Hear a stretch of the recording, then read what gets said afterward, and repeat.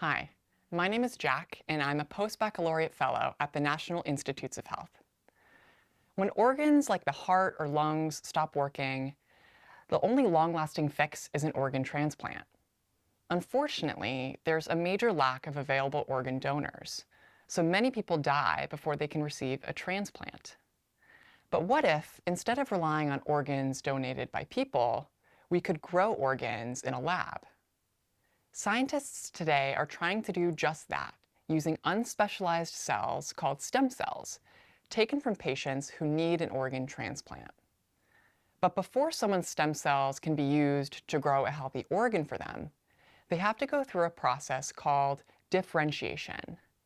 Just like someone needs to go to medical school to become a doctor or law school to become a lawyer, stem cells need to differentiate in order to become, say, heart cells or lung cells.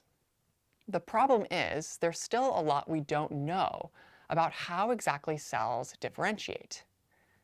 In my lab at the NIH, we're trying to solve that problem by studying how DNA is organized in our cells. DNA is like a really long piece of yarn coiled into a ball. And in each type of cell, that ball of yarn is coiled a little bit differently. Since these unique coils of DNA help make a heart cell, or a lung cell, stem cells need to change how their balls of yarn are coiled in order to eventually grow into a specific organ. And as you can imagine, this is no easy task. Just think of how often a ball of yarn gets messy and tangled.